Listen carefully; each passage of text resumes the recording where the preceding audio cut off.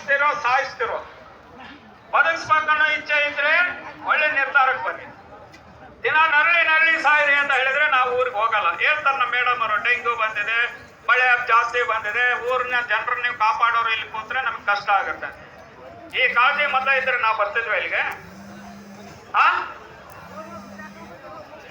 ಊರಿನ ಜನ ನಿಮ್ಮವರಲ್ಲ, ನಮ್ಮವ್ರೇ ಅವರು. ಹಾಗಂತ ತಿಳ್ಕೊಂಡು ಹಗಲಿ ರಾತ್ರಿ ಅವ್ರು ಸೇವೆ ಮಾಡಿದ್ವಿ ನಾವು.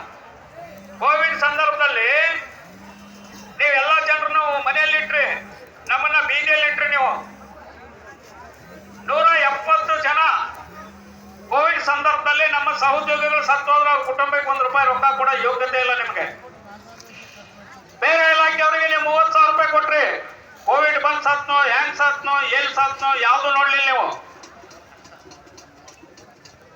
ನಾವು ಎಲ್ಲ ದಾಖಲಾತಿಗಳನ್ನು ಕೊಟ್ಟರು ಕೂಡ ಪರಿಹಾರ ಕೊಡ್ಲಿಕ್ಕೆ ನಿಮ್ ಸರ್ಕಾರದಲ್ಲಿ ಯೋಗ್ಯತೆ ಇಲ್ಲ. ಇನ್ನು ನಮಗೆ ಕಾಳಜಿ ಬಗ್ಗೆ ನೀವು ಮಾತಾಡ್ತೀರಿ ಅಂದ್ರೆ ಏನ್ ಅರ್ಥ ಅದು? ನಮ್ಮ ಜೀವವನ್ನ ಬಲಿ ಕೊಟ್ಟು ನಾವು ಈ ರಾಜ್ಯದ ಜನರನ್ನ ನಾವು ರಕ್ಷಣೆ ಮಾಡಿದ್ದೇವೆ. ಕೋವಿಡ್ ಸಂದರ್ಭದಲ್ಲಿ 40,000 ಕೋಟಿ ರೂಪಾಯಿ ತಿಂದವನು ಈ ಜನರನ್ನ ರಕ್ಷಣೆ ಮಾಡಿಲ್ಲ.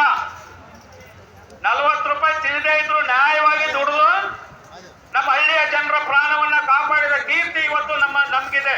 ಇವ್ರು ಯಾರು ನಿಮ್ PDO ರಕ್ಷಣೆ ಮಾಡಿಲ್ಲ, ನಿಮ್ ಸೆಕ್ರೆಟರಿ ರಕ್ಷಣೆ ಮಾಡಿಲ್ಲ, ನಿಮ್ಮ RDP ಮಿನಿಸ್ಟರ್ ರಕ್ಷಣೆ ಮಾಡಿಲ್ಲ, ನಿಮ್ಮ ಆಯುಕ್ತರು ರಕ್ಷಣೆ ಮಾಡಿಲ್ಲ, ನಿಮ್ಮ ಪ್ರಿನ್ಸಿಪಾಲ್ ಸೆಕ್ರೆಟರಿ ರಕ್ಷಣೆ ಮಾಡಿಲ್ಲ. ಆರ್ಡರ್ ಮಾಡಿ ಇವ್ರು ಚಂಬರ್ನ ಕೂತ್ಕೊಂಡು ಯಾರನ್ನು ಒಳಗ್ ಬಿಡ್ಲಾರ್ದಂಗೆ ಒಂಟಿ ಕೂಗಿಯ ತರ ಕೂತ್ಕೊಂಡು ಇರ್ತಿದ್ವಿ ಅವ್ರ ಆಫೀಸ್ನಾಗ.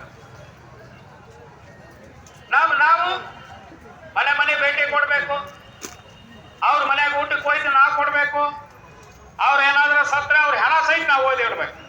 ಇಟ್ಟಿಲ್ವಾ? ಪರದೇಶಿ ಹೆಣದ ತರ ತಗೊಂಡೋಗಿ ಇಟ್ಟು ಬಂದಿದ್ವಿ.